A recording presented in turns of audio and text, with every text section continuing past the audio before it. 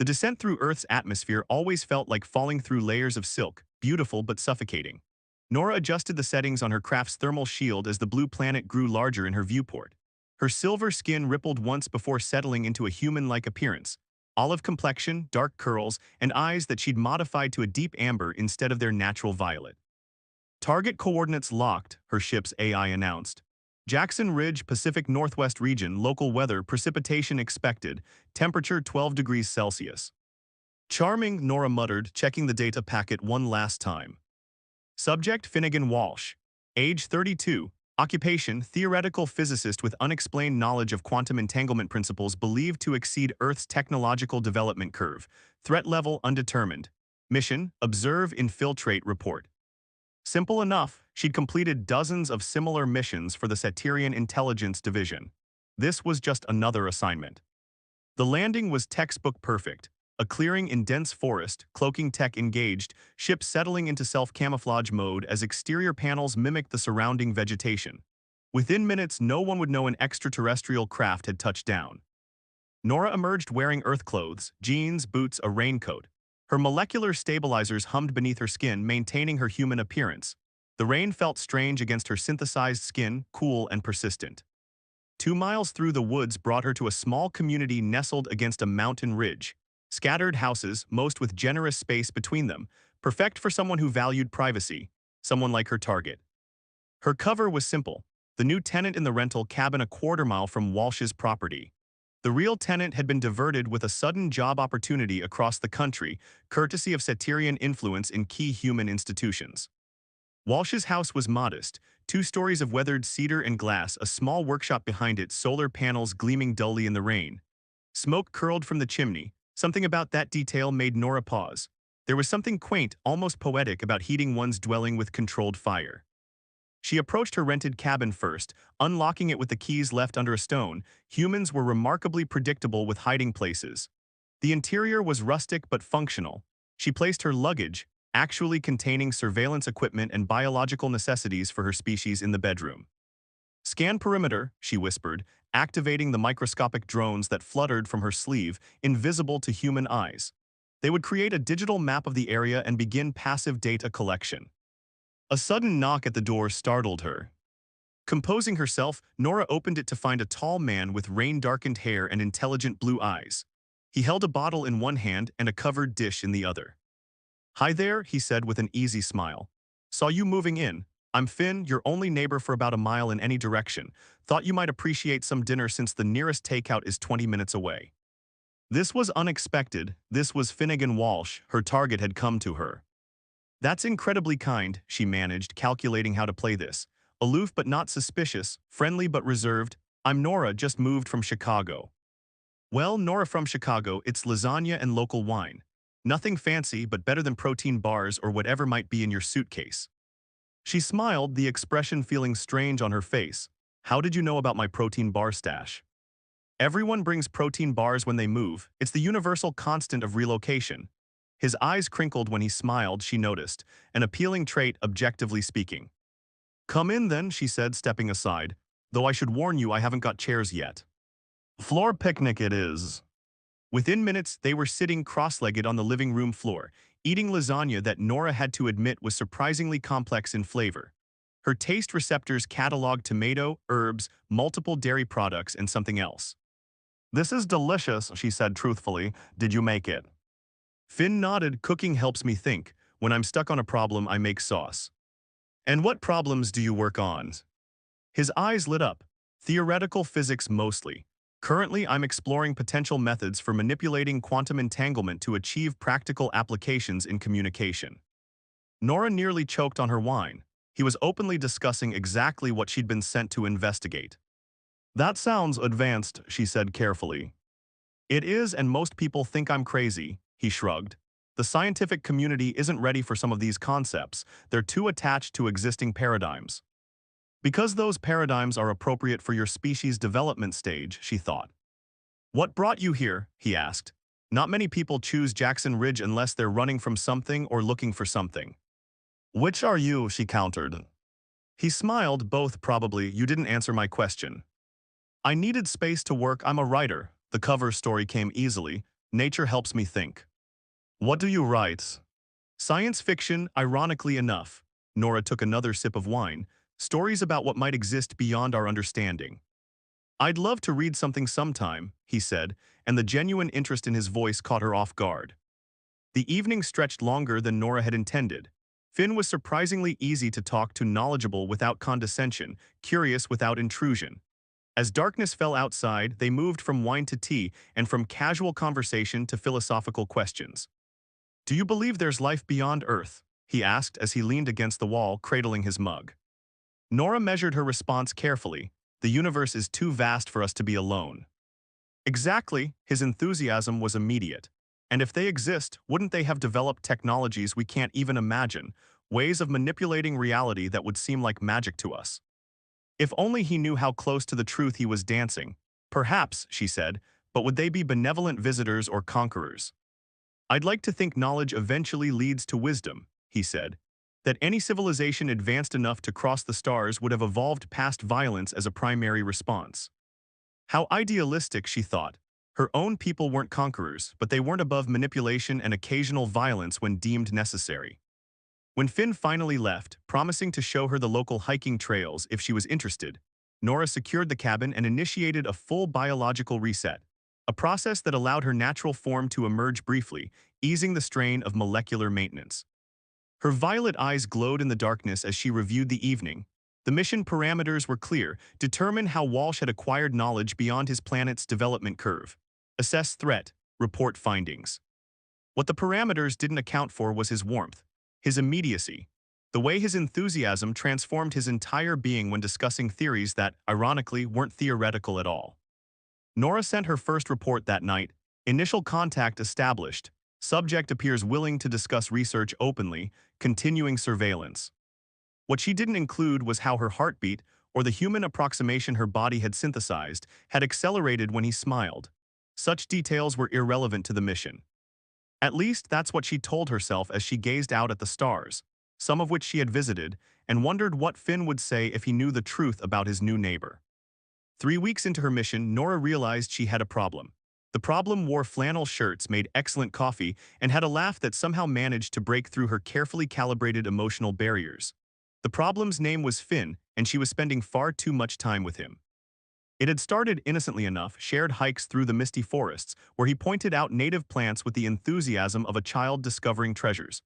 Then came dinners at his place, where she watched him move around his kitchen with casual grace, explaining his theories as he chopped vegetables.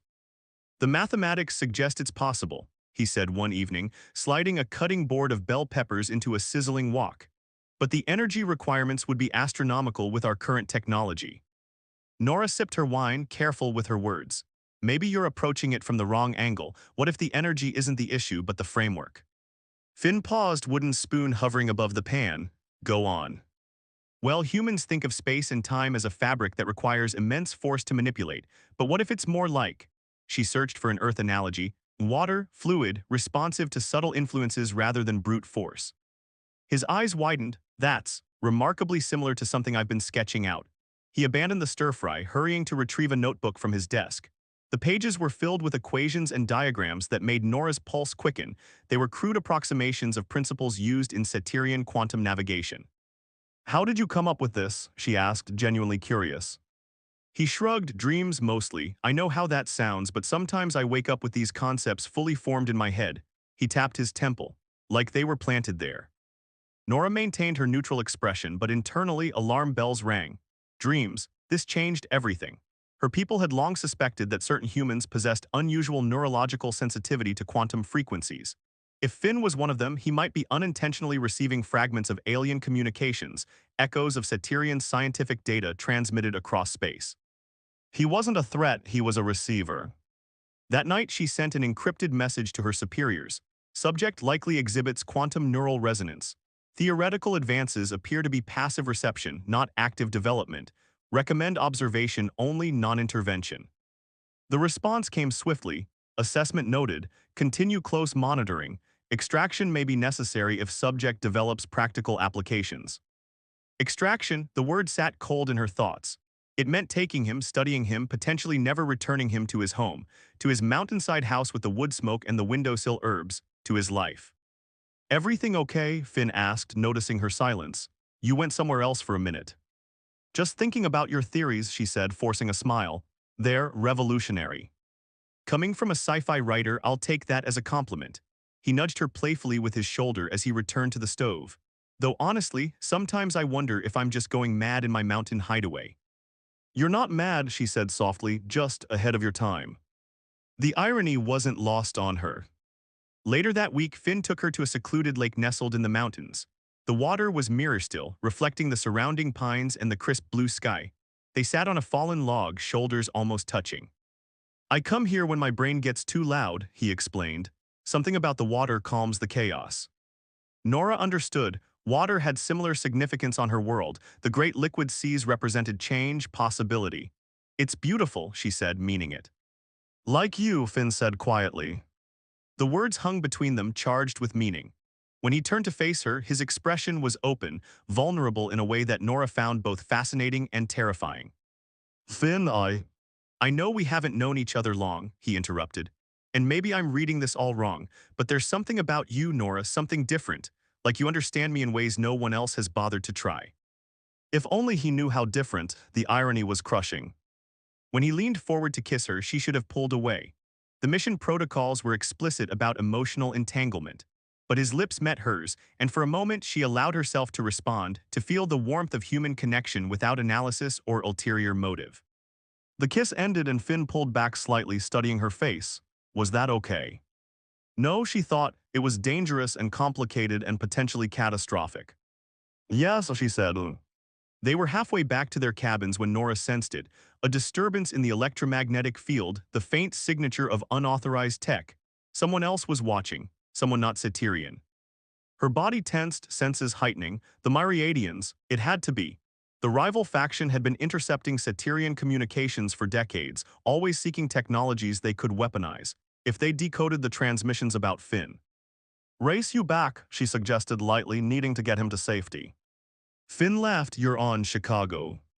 They ran through the forest path, Finn clearly holding back to let her keep up.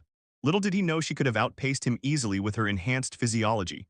As they approached the clearing where their home stood, Nora spotted it, a shimmer in the air near Finn's workshop. Active camouflage, poorly calibrated for Earth's atmosphere. Actually, she said, grabbing his arm, let's go to my place, I've got that book I mentioned. Now he seemed surprised but not suspicious. I might forget later. She tugged him toward her cabin, away from the invisible watcher. Inside, she activated her detection grid with a subtle gesture while pretending to look for the non-existent book. The readings confirmed her fears. 3 Myriadian operatives, armed, surrounding Finn's property. Finn, she said carefully, if I told you something impossible, would you trust me?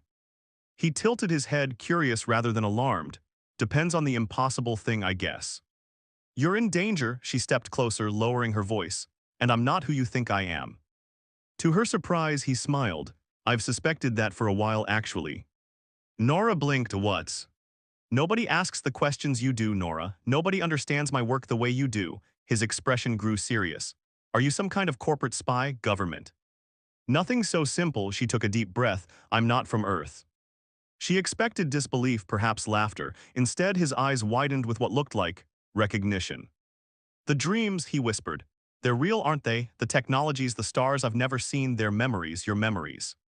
Before she could respond, the cabin windows exploded inward. Nora reacted instantly, pushing Finn to the floor as 3 humanoid figures materialized, their skin translucent, revealing pulsing organs beneath, eyes black and unblinking. Myriadian Retrieval Unit, the lead figure announced in accented English. The human comes with us. Nora's molecular stabilizers disengaged as adrenaline flooded her system. Her skin rippled, revealing its true silver sheen, her eyes shifting to their natural violet. Over my dead body, she snarled in the Myriadian tongue. She caught Finn's stunned expression but had no time to explain. The lead Myriadian fired a pulse weapon, which she dodged with inhuman speed. She countered with a small energy blade concealed in her wrist, slicing through the attacker's arm. The cabin became a blur of motion and energy bursts. Nora fought with the precision her years of training had instilled, but she was outnumbered. A blast caught her shoulder, sending her spinning into the wall. Through pain-blurred vision, she saw one of the Myriadians grab Finn. No, she couldn't let them take him. With desperate strength, she activated her neural disruptor, a last resort weapon that would affect any sentient being in range, including herself. The pulse exploded outward, dropping the myriadians like stones. In the sudden silence, Finn stared at her from where he'd fallen to his knees, his expression a mixture of awe and shock. Blood trickled from his nose, a side effect of the neural pulse on humans. You're an alien, he said hoarsely. Nora struggled to her feet, the silver of her skin slowly fatting back to human appearance as her systems recovered. Yes, and now we need to leave, more will come. Why, he asked, still kneeling, why would they want me? Because your mind can receive our transmissions across space, because the theories you think you're developing are actually fragments of my people's science. She extended her hand to him, and because now both our worlds know it. He looked at her hand, silver-tinged skin gradually returning to olive, then up at her face. The face of a woman he had kissed by a lake, the face of someone who had been sent to study him. Did any of it matter, he asked quietly, any of the things we shared? The question pierced deeper than the energy blast had. Nora kept her hand extended, knowing everything hinged on her answer. It all mattered, she said, more than my mission, more than I expected, more than I should have allowed. Slowly, he took her hand and rose to his feet. We have less than 20 minutes before their ship registers their life signs have ceased, she explained. Can you trust me, even knowing what I am? Finn glanced at the unconscious attackers, then back at her. His world had just shattered and reformed in the space of minutes. I don't even know your real name, he said. Norixinavel Intelligence Division Satyrian Alliance, she squeezed his hand. But I prefer Nora now. A small smile touched his lips despite everything. Okay, Nora, let's get the hell out of here. Retry Claude can make mistakes. Please double-check responses the end.